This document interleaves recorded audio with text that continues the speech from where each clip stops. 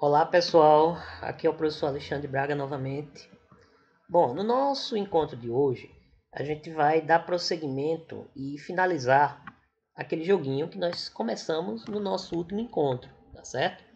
Então é interessante que todos vocês já estejam com o arquivo aberto aí para a gente continuar estudando o nosso código. Eu vou dar uma revisada rápida para a gente ver o que foi feito até agora. Então, primeiramente, a gente criou uma função principal, né? Onde essa função, ao carregar a página, né? A nossa janela, no caso, né? Ele vai começar a executar os elementos que fazem parte do jogo. Primeiramente, a gente definiu o nosso canvas e o contexto, que no caso aqui é um jogo em 2D. Depois a gente definiu um evento, nós criamos um evento que vai ficar aguardando que uma tecla seja pressionada pelo usuário. A partir do momento que essa tecla for pressionada, alguma coisa vai acontecer. E aí criamos também todas as constantes e variáveis que serão utilizadas no decorrer do nosso jogo.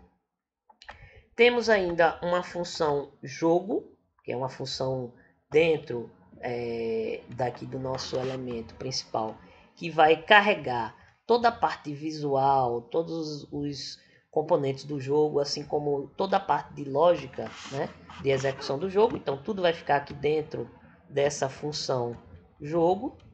E temos essa função pressiona a tecla, que nós ainda não fizemos nada, apenas criamos essa função.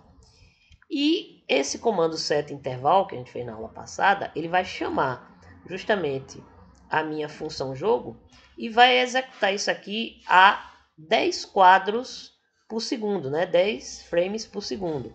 É isso que esse valor está dizendo. Tá? Então eu tenho aqui esse valor 1000, que equivale a 1000 milissegundos ou 1 segundo, né? E eu vou ter 10 quadros a cada 1000 milissegundos, ok? Muito bem, então o que a gente vai fazer hoje? Hoje a gente vai definir o nosso elemento cobra, né?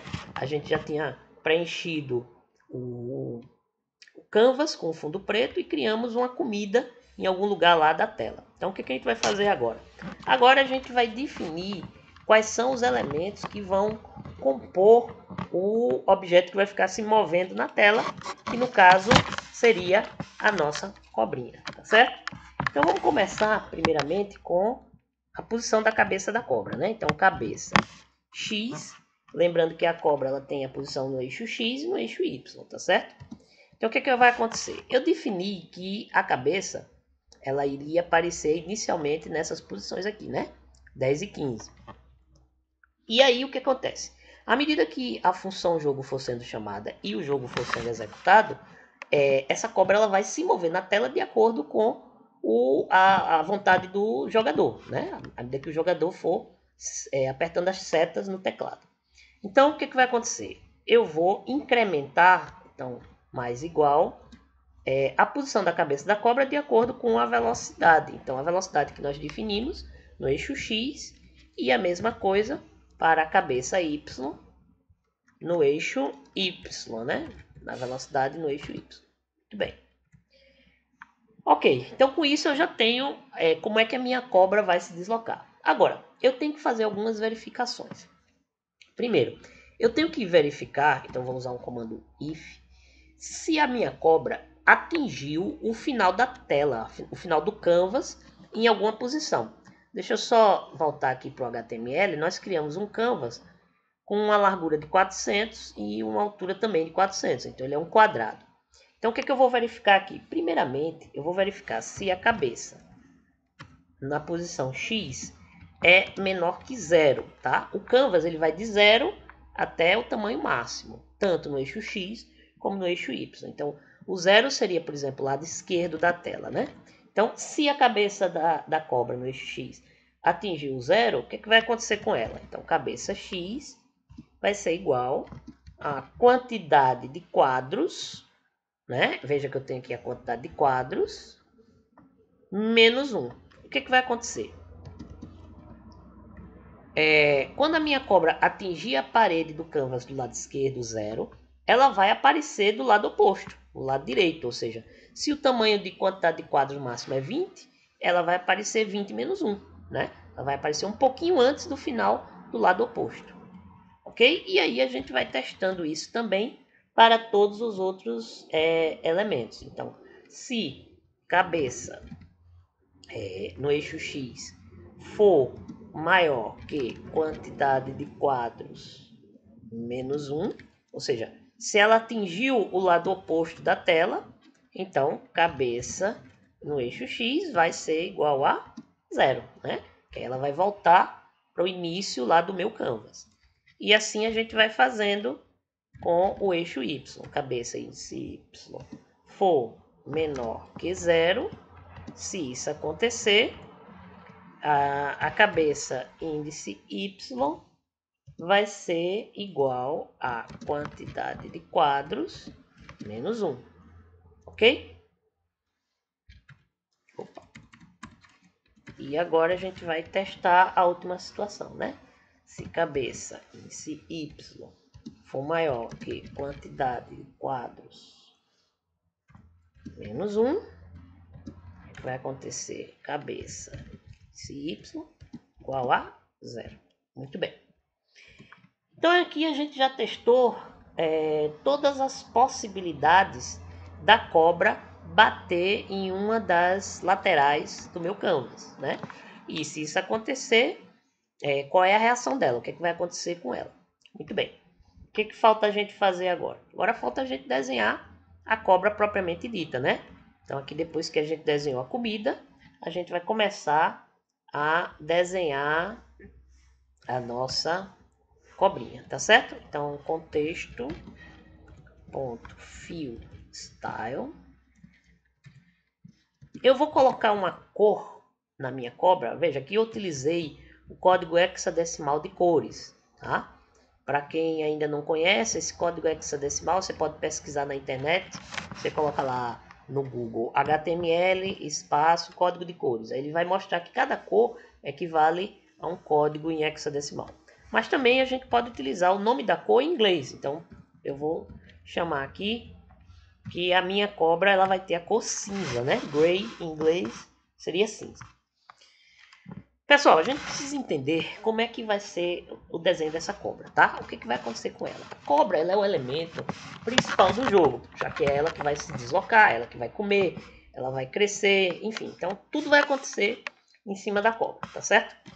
Então, a primeira coisa que eu vou fazer é criar uma estrutura de repetição for para tratar a questão do crescimento, ou, aliás, do desenho do corpo da cobra, tá certo? Então, vamos criar aqui dentro uma variável i, que vai ser igual a 0. E enquanto essa variável for menor do que o rastro da cobra, eu criei aqui uma variável, né? No caso aqui um vetor, né? O rastro ele é um vetor. Foi criado na aula passada. Ele começa vazio. A cobra, quando ela começa, ela não tem rastro. Mas à medida que ela vai se deslocando, ela vai deixando um rastro. Então, o vetor ele possui um método chamado length, tá? Length, que ele vai pegar o tamanho desse vetor, ok? Então, enquanto i for menor que o tamanho do rastro, tá certo? O que vai acontecer? Eu vou incrementar i, tá certo? Muito bem. E aí aqui dentro eu vou pegar e desenhar a minha cobra. Então, contexto, ponto, fill, rect. Observe que esse comando fill rect, ele tem 4 argumentos, né? 1, 2, 3, 4, que a gente viu no nosso último encontro. Então, a mesma coisa eu tenho que criar aqui dentro. Então, o que vai ser criado aqui dentro? Então, eu vou trabalhar com o rastro, tá certo? Então, rastro, índice i. E aí, veja, o vetor, ele vai ter também outros 2 métodos. O método x, que é a posição dele no eixo x, né? E o rastro na posição y. Muito bem. Agora lembre-se que o tamanho do rastro da cobra vai ser igual ao tamanho da cabeça da cobra. E aí a gente viu que a cabeça tem um tamanho de 20, né? Que é o tamanho de cada quadrinho que forma o meu canvas. Então eu vou ter que também multiplicar isso aqui pelo tamanho do quadro, tá certo? Então, rastro índice x rastro.x vezes tamanho quadro e rastro.y vezes tamanho quadro. Muito bem. Isso aqui vai ficar um pouco grande, então eu vou quebrar aqui a linha para a gente visualizar melhor. Isso aqui não influi em nada na execução do código, tá bem? Vou colocar a vírgula aqui. E os outros dois parâmetros que a gente precisa é justamente o tamanho do quadro, vírgula, tamanho quadro. Agora a gente tem que ver o seguinte, lembre-se que o rastro ele vai aparecer atrás da cobra, né? Então eu não posso colocar simplesmente o tamanho do quadro, senão o rastro vai aparecer em cima da cabeça. Então tem que ser tamanho quadro, menos 1, tamanho quadro, menos 1, não é isso? A gente tem que lembrar desse detalhe, senão o rastro vai ficar cobrindo a cabeça da nossa cobra. Muito bem. Agora a gente tem que verificar o seguinte. À medida que a cobra vai andando na tela, se ela encontrar uma comida e comer, ela vai crescer um pouquinho. Então cada vez que ela come, ela cresce um pouco. E vai ter um momento que ela vai ficar tão grande que pode ser que a cabeça bata no corpo da cobra, né? E a gente sabe que a lógica do joguinho da cobra é o seguinte, você vai comendo e não pode bater nela mesma. Se bater, o jogo acaba, né? Ela finaliza o jogo. Então é isso que a gente vai testar agora. Então vamos precisar de um if. Se o rastro índice i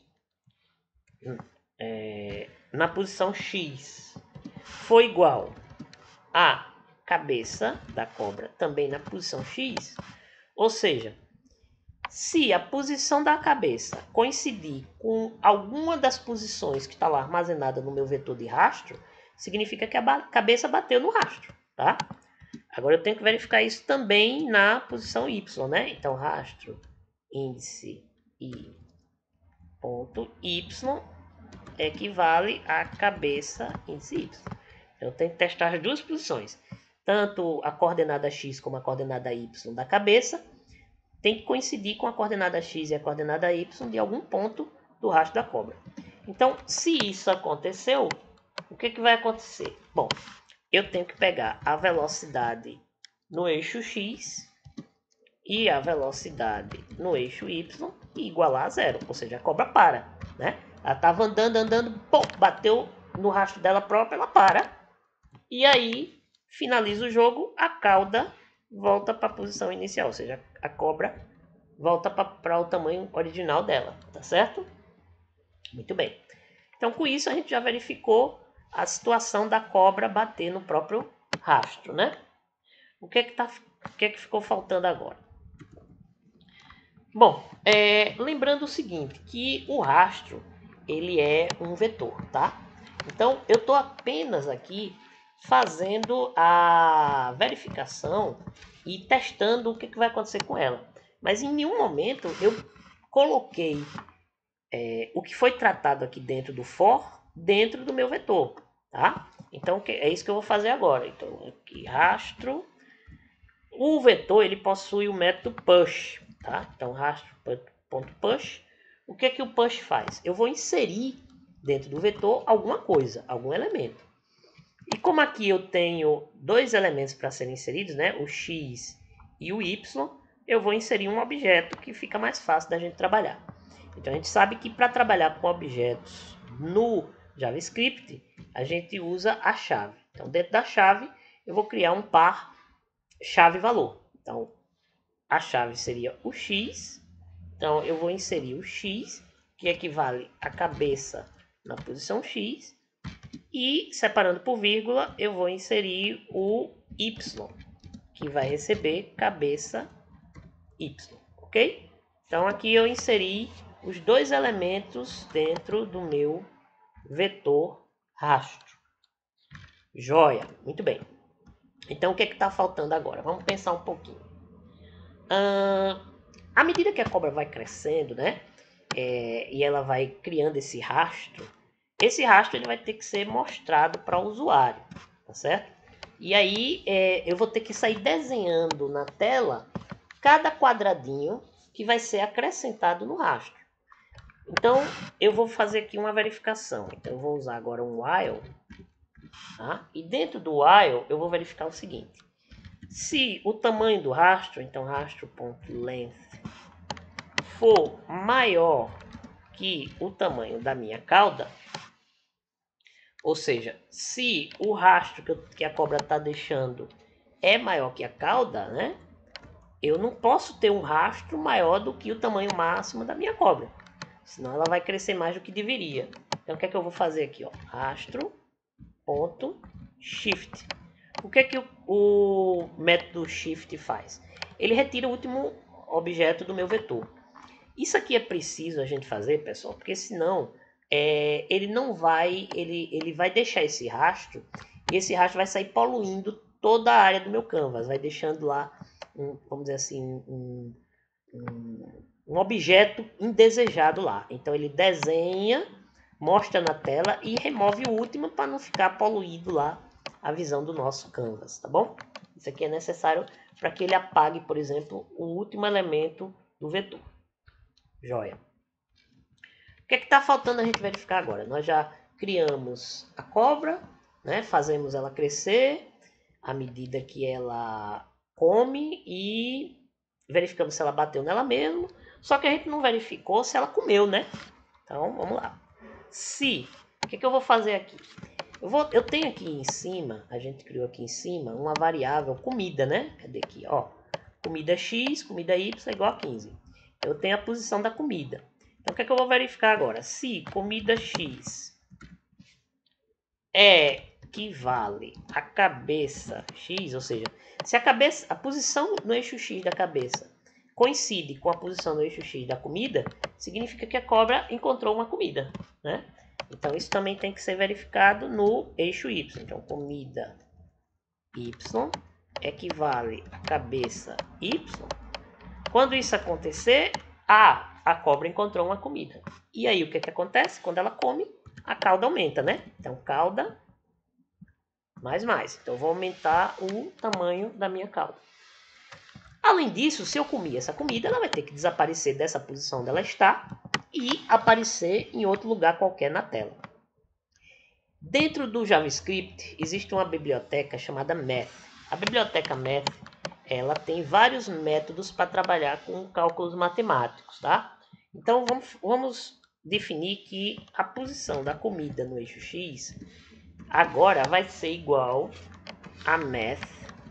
Ponto. O método floor, ele é um método que arredonda um valor para baixo, tá?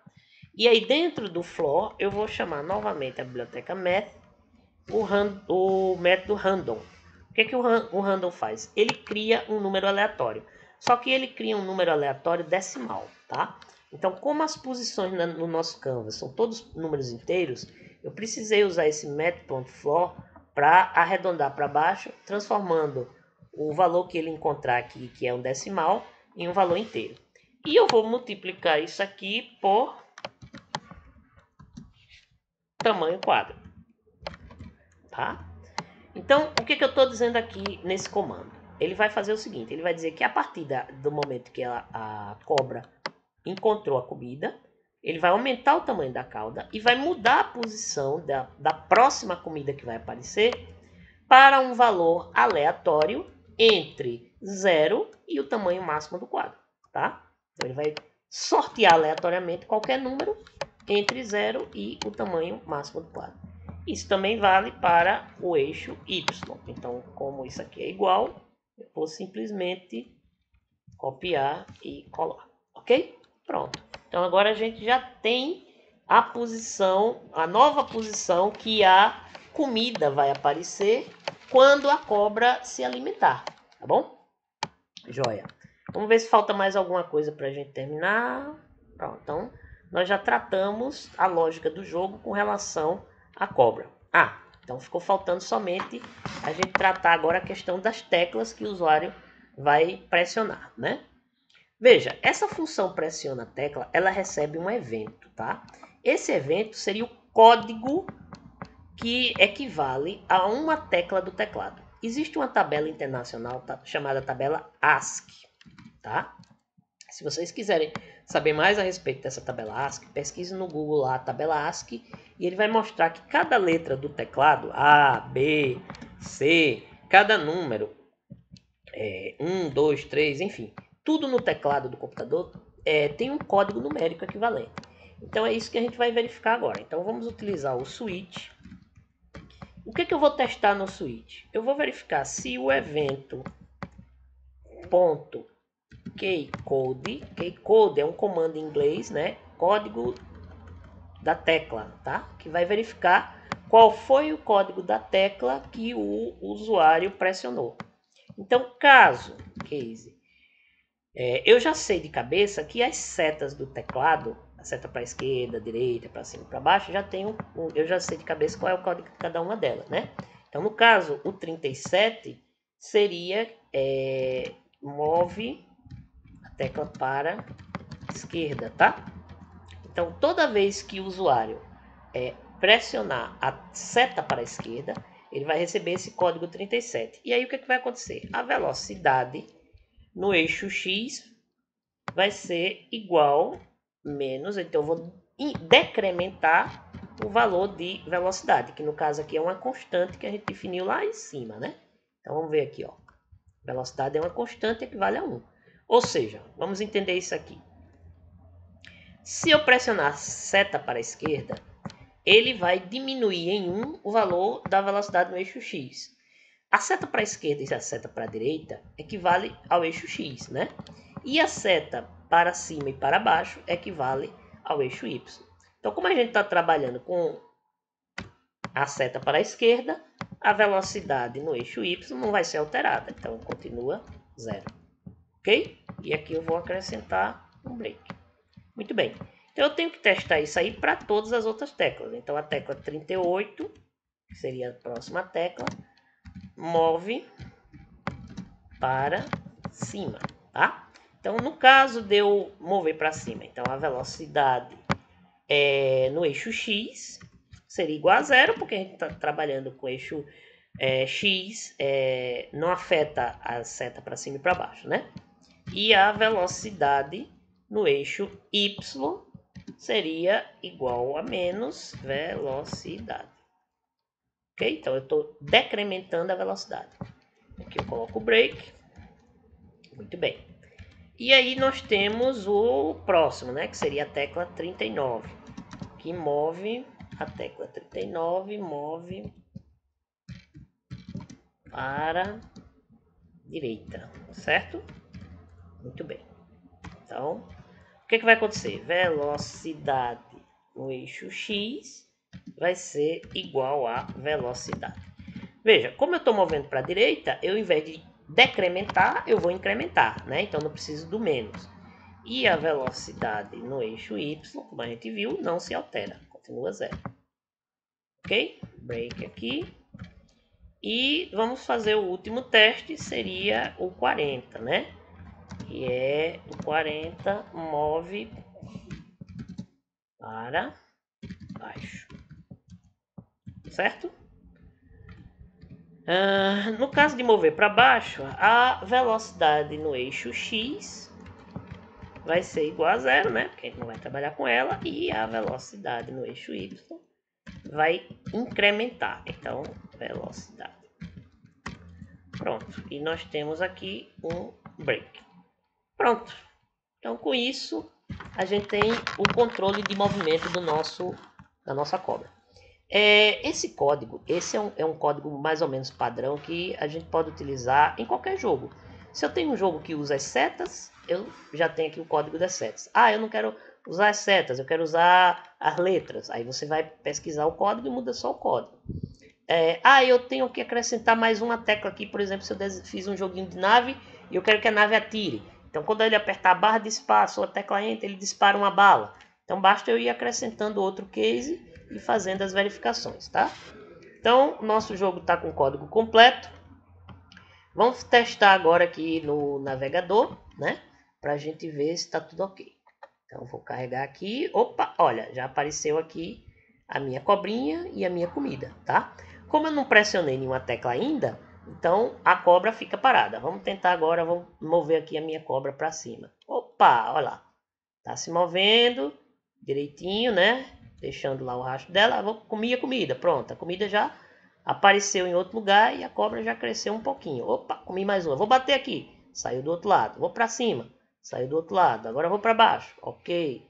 Então, nosso joguinho tá funcionando corretamente, né?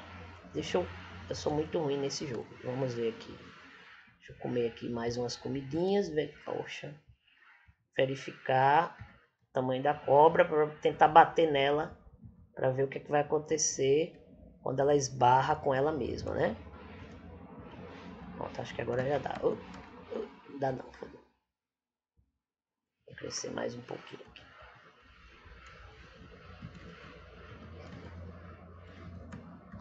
Pronto, olha lá. Pô, bati, a cobra voltou o que era e parou o jogo. Certo, gente? Então, a princípio, o nosso joguinho da cobra está funcionando corretamente, né? Então, nós já temos aqui um jogo funcional com os elementos mínimos necessários. Eu vou postar para vocês o conteúdo desse código lá no nosso Classroom. E lá no final vai ter uma atividadezinha para vocês fazerem. O que consta essa atividade? Essa atividade ela consta em você tentar melhorar o joguinho da cobra.